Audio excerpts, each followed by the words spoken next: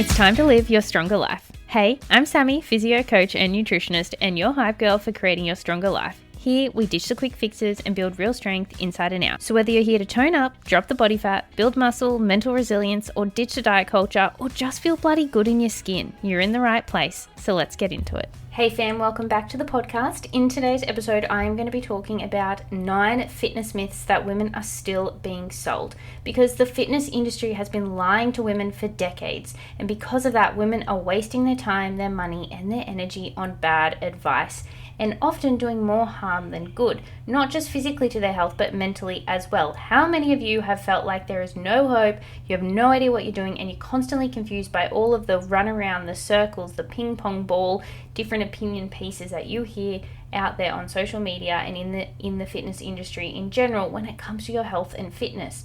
It's all overcomplicated. One day eggs are good, one day eggs are bad. One day you should have butter, the next day don't you dare touch butter. Fats, carbs, protein, fiber. You're just hearing all these different words and it's just getting hella confusing. Should you be fasting? Should you not? No, it's not good for your metabolism. Oh, you might sport bike your cortisol, never have coffee before this or that. Like all this bullshit that's out there, and it's getting bloody confusing. So I'm going to break down some of the common myths that I hear and hopefully just make it really simple for yourself so that you're not constantly feeling lost and almost hopeless because of all of this nonsense. You feel like, well, I'm never going to do anything right. What's the bloody point, right? Anyways, let's jump into it. Number 1, my favorite one, certain supplements for women. I'm sorry, but just because the protein label says protein for women doesn't make it any fucking different inside the container. There are no special ingredients that need to be in a supplement that is quote unquote for a female or not for a female. Sometimes they try and put like extra iron or calcium in it because, you know, it will help protect our bone density and you get lower iron from your period. Like I can kind of wrap my head around that, but honestly, pink labels do not result in different formulas, and most for women's supplements are literally just identical to any other supplement, but they're more expensive because they can. It's the pink tack. Like another example, creatine for women. It's like, nah dude, creatine is creatine. You don't need to have a specific creatine for men or women. It's just creatine monohydrate. That will do. What about protein powders?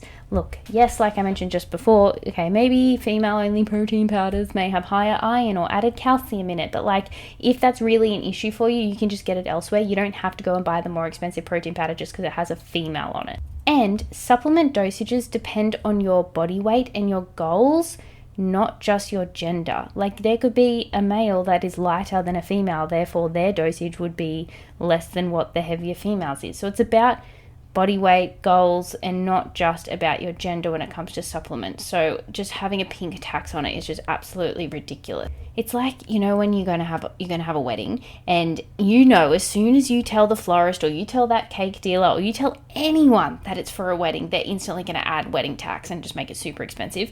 Well, that's what women-only supplements are. They're just going to make it extra expensive. Speaking of women-only things, toning workouts. Now, I know, I say to tone up a lot in my content, and because it's for a lack of a better word, like toning up realistically means build muscle, drop body fat. Another better term for that may be body recomposition. Build muscle, drop body fat. That is what toning means. It means you're going to build your muscle mass and you drop your body fat. There is no magical toning workouts. It is not a training style or a particular outcome. Muscles get bigger or smaller. They get stronger or weaker, and you drop body fat or you gain body fat. So tone, sculpt, burn, they're just marketing words.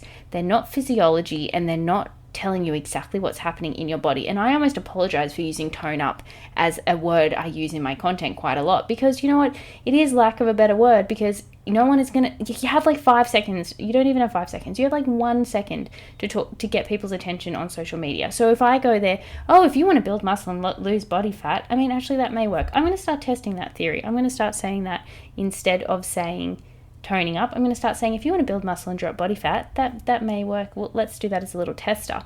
But that's the reason why. It's like you hear the word tone up and people are like, oh, that's what I want. But there's no magical workout that's going to do it. There's no magical supplement that's going to make you toned. There's no sculpt and burn your abs and butt and thighs. It's like, no, dude, just go build muscle and drop body fat. That is all it is. And toning workouts keep getting marketed towards females because they feel like they're going to get better results. Like if you go to a class that's like butt and thighs, what's it called? Abs, butt and thighs.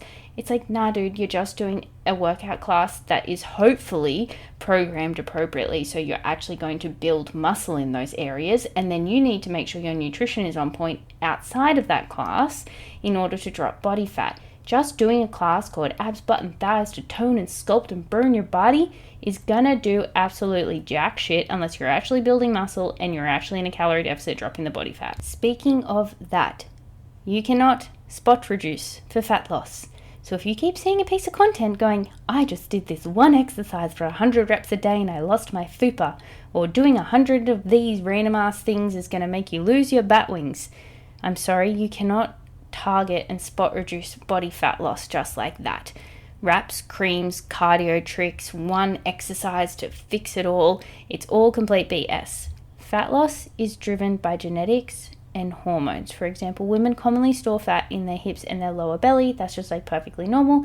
Some ladies hold it more in their upper body, some hold it more in their lower body, some have it more even distribution. You can't really control it too much. The best thing that you can do is be in a calorie deficit overall to lose body fat and build muscle so that you look more quote unquote toned by the end. Say for example, if you're like, oh, my glutes and my legs, I don't really like it, like the jiggle or whatever, it's like, okay, go drop body fat and build some glutes so you have more muscle mass to push up against the skin. That gives you that firmer, tighter look, so it looks like you drop more body fat from that area, but really you've just dropped total body fat and built muscle up to give it that more tighter look. Now, as we are talking about building muscle, long, lean muscle, light weights to build lean muscle, and heavy weights to build big muscle is all more BS. Muscles don't change shape. They get bigger, they get smaller. Doing particular exercises with particular weights are not going to create long, lean muscle mass. Your muscles will get bigger or they get smaller. They get stronger or they get weaker. Yes, the exercise selection that you do can build muscles in one way more than the other, and that can create different shapes in your body. For example, if you want a big bubbly glute, you're going to go train big bubbly glutes and do all the full rounded exercises so you hit all three of your glute muscles so you get that full round bubbly effect. If you wanted to tone your legs, you would train your quads, your adductors, and your hamstrings, and that's going to create a rounded effect. If you want bigger calves and shape in your calf muscles, then you go train your calves, and then that creates a bigger shape. If you wanted to, I don't know why, but if you wanted to grow your arms, but you only wanted to build triceps and your shoulder muscles, not your biceps, then you just wouldn't train biceps as much, and you could grow your triceps and delts, but you'd be unbalanced. But you could do that, right? Like you can target what muscles you want to grow and they get bigger, and that can create shape when your program is done appropriately. But there's nothing that is like light weights build lean muscle. Like no, muscles just get bigger or smaller, stronger or weaker, and progressive overload is essential for this to happen and for total body recomposition. You will not get bulky from lifting heavy weights. Most women who look really extremely muscular are using PEDs and other enhancements to help them push beyond their body's capabilities, and more often than not, when you do start feeling bulky as you're building muscle up, it's more likely the body fat that's around the muscle that's making you feel bulky. So if you then focus on dropping some body fat down, then you're more likely to actually feel more comfortable and less quote-unquote bulky. I promise you, the ladies that you see on social media where you go, oof, I wish I had a body like that they look amazing, have a heck of a lot muscle built up than you think that they do. And I guarantee they are not doing little lightweight Pilates only little classes. They're probably lifting weights properly in the gym at least 3 times a week, focusing on progressive overload and trying to lift as heavy as you can. I also just realized I got to this point that I completely forgot to give you the numbers of where we're up to. I think I'm up to number 5, but I have also lost track as I continue to ramble on because I'm so aggravated by these silly myths that ladies are still believing. Like, let's make 2026 the year where ladies stop believing all of this BS and we just start making it simple, making it realistic, and turning your health and fitness just into your lifestyle. Which brings me to the next annoying myth: 8-week shred challenges. If you've done multiple of them and you're still not happy and you feel like the only way you can lose weight is by doing these shredding challenges, but then you just regain the weight back on and then you go through another challenge and then you regain the weight back on and your life is just this yo-yo-yo so cycling and spiraling, The approach is the problem here. These crash diets, these extremes, these rebounds, often the biggest issue with the challenges is that they don't give you an exit strategy. They're like, let's shred you down and you get amazing results. And then they're like, okay, cool, bye. And then you're like, what the heck do I do now? You need to know how to get that safe exit strategy out of your dieting phase so you actually know how to maintain your results for life. And often this issue is the challenge has really high energy output, high exercise, high cardio, low food, so that when you just go back to your quote unquote normal, you just rebound the weight all back on again because you haven't taken yourself out of this, and you also haven't turned this health and fitness journey into your lifestyle. You've just done it as a challenge and you're like, cool, challenge is over. I don't have to go to the gym anymore. I'm all done. No. Sis, no, stop it.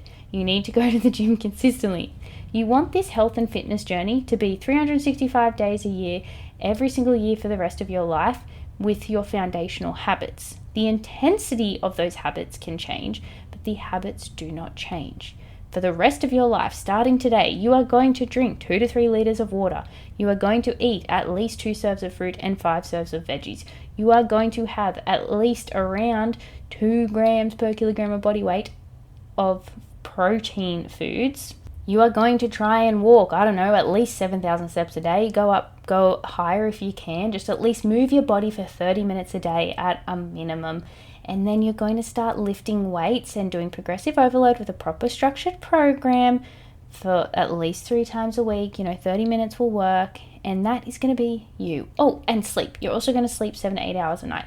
Now, of course, they're your foundational habits, and that is not going to happen perfectly every single day. I am not delusional. It does not always happen. But that is your intention, is for 365 days in a year, for as many years as you have left on this earth, you are going to try and get as close as you can to nailing those habits day in and day out. And I promise you, you will master your progress and your results for the rest of your life, and it's going to become so much easier when that is your main focus and you turn this health and fitness journey into your lifestyle. And then if you're like, okay, but I want to drop body fat, that's fine. Get those foundational habits locked in, and then let's adjust your calorie intake so then you go into a calorie deficit so you can drop the body fat, but your foundational habits do not change. And then when you finish your dieting phase, we bring your calories back up to maintenance, but your foundational habits do not change. And in that way, you're actually able to maintain these results for the rest of your life without constantly yo-yoing backwards and forwards and feeling like shit all the time. Challenges, more often than not, do not build habits. They do not focus on building muscle or sustainability for long term, and real results require long-term consistency, not deadline. Your habits should not have a finish line. Your habits are there for life. That is why they are called a habit. If they are a finish line, then they're just some little task that you're doing. And you can have goals that have a finish line, but then your next goal should have a next finish line, and then a next finish line, and a next finish line. Because if you really think, I'll be happy when I lose 10 kilos, you're delusional. It would be amazing to lose 10 kilos so I feel healthier and more energetic. And you know what? When I'm more energetic, I'm going to be much happier in my life. That is a much healthier reframe and a much more productive reframe to what your goal is and your reason why. And that's going to prevent you from getting to that finish line of losing the 10 kilos and then going, cool, I can go back to my normal now because I'm done, I'm happy. It's like, no, you're never happy with that. So focus more on the habits and the consistency and turning this into a lifestyle, and then the results will come. Oh my God, that was a huge digression. I really hope that made sense, but I felt really passionate about that one. So I apologize in advance. Well, I apologize post all of me rambling on about all of that. But yeah, so 6 to 8 week challenges, unless they're going to teach you how to stack habits and maintain these results for the rest of your life, they are a waste of money. Okay, ladies, I just have to tell you, your metabolism is not broken. What could be happening is your body is adapted. Your body can adapt to any sort of stressor or any sort of experience that you put it through, right?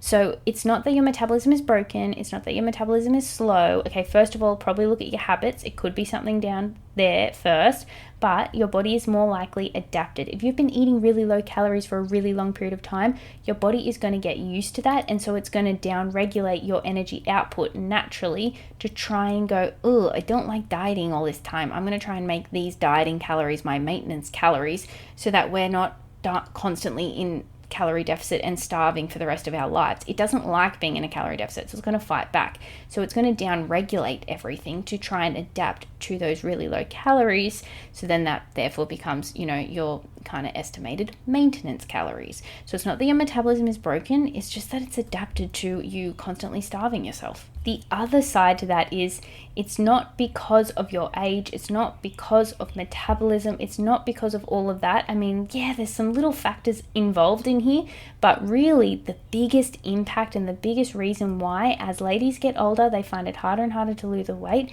is because your life changes. Your activity levels change, your muscle mass changes. You often move less, you're working more, you're looking after your kids. Your day-to-day just is different to what it was 10, 20, 30 years ago. Therefore, and then yes, also your body internally, hormone changes, things like that do contribute. But the biggest contributing factor is the fact that you're not building muscle, so you're losing it. Therefore, yes, your basal metabolic rate will be decreasing because you don't have as much muscle mass, so your body's not burning as much energy day to day. But also your actual daily habits have changed. You've got more stress, less sleep, work is taking over, you're more sedentary, taking less steps, looking after the kids and not yourself. Like, it's usually all of those habits that then also lead to overeating without realizing. All those little bits and bobs throughout the day can really start to add up, and weight gain comes from just eating more than you burn. And most people often underreport their calorie intake even when they're tracking as well. So it's not that your metabolism is broken, it's just that it's adapted to all these different changes that are happening in your life. And the answer is not to eat less, less, and less, and less. The answer is actually to fuel your body properly, lift weights, and be consistent. Now, on this topic, menopause does not mean that you cannot achieve results or, make any sort of progress. Menopause is not the end of results. Women in their 40s and 50s can and should be focusing on building strength and on their muscle. But there is a lot of fear-based marketing out there that targets to vulnerable women. Menopause specialists, menopause only medication, menopause workouts, menopause this, menopause that, all this stuff. And yes, menopause is getting better, but it's not fully understood. And there are so many side effects, so many symptoms, so many signs of it, that it is such a unique experience for every single woman. Some women won't even notice it. Some women will be going through hell during that transitional period. And the changes in your body with the changes in estrogen can just throw havoc to your body. Like, absolutely, I'm not discrediting that by any means. But it does not have to be an excuse for why you can't get results and why you can't look after your body. It just may mean that we need a slightly different approach. And when I say slightly different approach, it's not like the foundational habits don't change. I'm still going to tell you to go lift weights. I'm still going to tell you to go for a walk. I'm still going to tell you to get your sleep, eat your protein, eat your fruit and veg, high fiber and lots of water, and be in a calorie deficit. The base foundations do not change. You do not have to do anything special no matter what age you are. But yes, maybe we need to prioritize your sleep a little bit more and your stress management techniques. But you know what? That's not just due to menopause. That's also just due to the era of your life as well. And there are no magic powders. You don't have to do low carb, high carb. Like, yes, for some ladies, that those like different carb protocols or calorie cycling, all of that can work for other reasons. But you don't necessarily need magic powders, magic supplements, or any special protocols beyond the base foundation. The basics still works. The strategy just evolves based on you. The program still needs to be customized to suit you and your unique lifestyle.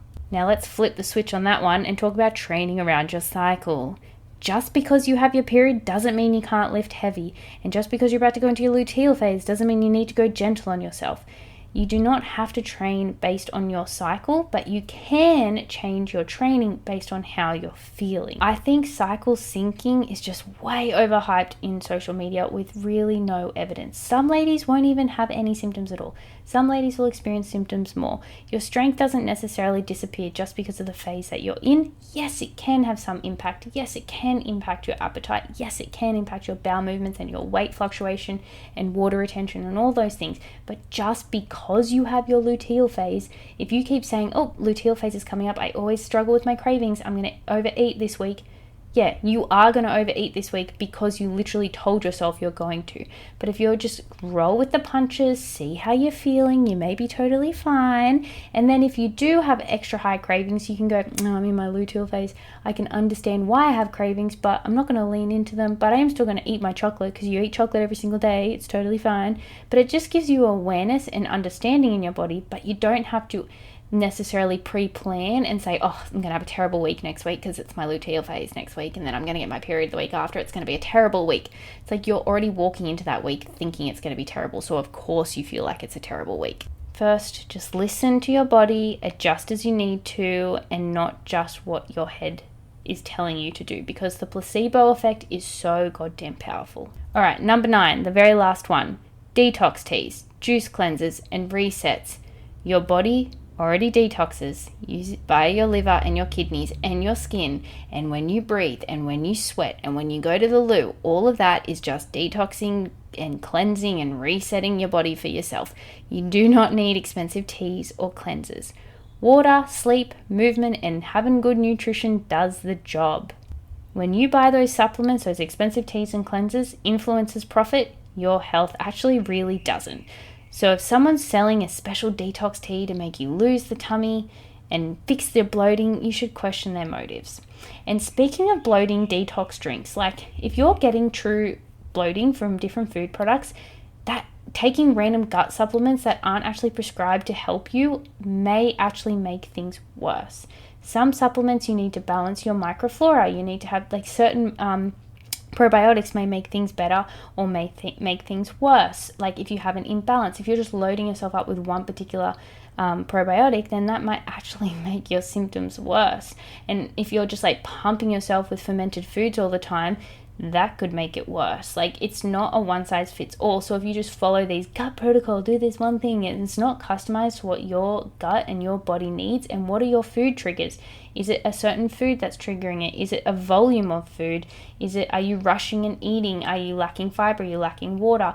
Are you sensitive to certain things because you're super duper stressed? Like there are so many other factors involved that just taking a random influencer gut supplement deep bloating bullshit drink could actually cause more harm than good and cause more bloating anyways. Like that's where you need to really work with a professional on in that matter, not just your favorite social media influencer, please. Okay, I'm actually going to come up with a couple more bonus ones, rapid fire here. Intermittent fasting. Should you do it? Should you not? If it works for you, great, do it. If it causes you to binge eat every single night, absolutely do not do it because it's not working for you. There is nothing magic about intermittent fasting other than it is just closing the window of time that you are eating. Therefore, for some people, it makes it easier for them to stay in a calorie deficit. It does not do anything magical other than that. But Sammy, a low carb diet worked for me. Do you know what it probably means? Is that you were actually just eating really high processed carbohydrates, and then when you went low carb, you were just eating more whole foods, fruit, veggies, protein, healthy fats, therefore you feel better. Yeah, but like you can still eat carbohydrates, potatoes, rice, whole grains like quinoa, even sourdough bread. There's so many other oats, even Wheat Bix, sorghum. I definitely pronounced that one wrong, but the gluten-free grains, buckwheat, things like that too. All of those grains are so beautiful and good for you, and there's such a wide variety of healthy grains that you can eat. The reason why ladies are like, oh, when I went low carb, I felt better. I was like, yeah, probably because all you were eating were highly processed carbohydrates, and now you've just switched to a lower carbohydrate. It means you're just not eating all the sugary processed crap all the time.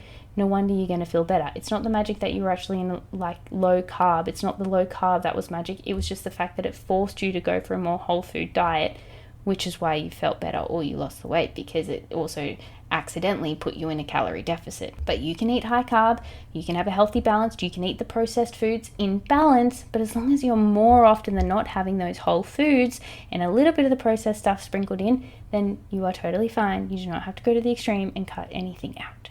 Do you have to do your cardio fasted? No. You're not going to burn more body fat by doing cardio fasted. At the time of doing fasted cardio, yes, you actually burn more body fat at that time. but then your body just balances out throughout the day anyway. Like, those balancing scales? So yeah, the scale's going to be tipped towards fat loss when you do a fasted cardio, but then as you eat throughout the day, after you've eaten, it's going to tip towards no fat loss, and then you do some exercise and it'll tip towards fat loss and then not. But then what's the end thing is, what's the energy balance at the end of the day, at the end of the week, consistently over time, at the end of 2 weeks, 3 weeks, a month? It's about the overall energy balance, not whether you've done fasted cardio so you burn X amount and then you eat that amount and then it's just the total energy balance. And it doesn't work on a perfect 24-hour cycle or a 7-day cycle. It's what you're doing consistently. It's always ebbing and flowing. It's just like having a tap that's constantly running. It's not 24 hours is done, quick, did we get into a calorie deficit over this past 24 hours when it hits midnight? Oh no, we didn't, so we're not going to lose body fat this week. It's like, no, that's not how it works. It's just constant ebbing and flowing. And if you're constantly tipped over into the fat loss of being in a calorie deficit, then you are slowly chipping away and dropping body fat as long as you're in that calorie deficit, regardless of the amount that it is. Okay, I think that will do. I think I've rambled in your ears enough about common fitness myths that women are still being sold and believing in. So, question what you're being sold.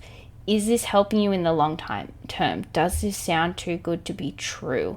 Come back to the principles and your habits to turn this into a lifelong healthy balance, not crazy fad trends. If it sounds wild and it sounds whack, then it definitely is wild and it definitely is whack. Keep it simple, scrap all the BS, and you are going to be much more successful in the long time. I know there are so many more myths out there. So if you have come this far in the podcast episode, thank you so much for listening. I apologize. This one was a bit rogue and a bit rambly, but I hope it was valuable. Come to my Instagram and tell me more about what myths that you know of, and I can do another episode like this and break them all down. Thanks so much for listening. If you found this episode valuable, please rate, review, and subscribe. And I'd love if you shared this on your Instagram and tag me, Sammy_livestrong. And if you'd like to learn more about my coaching and join the Project Livestrong family, please message me, Livestrong, on Instagram, and I'll see how I can help. I'll see you next time.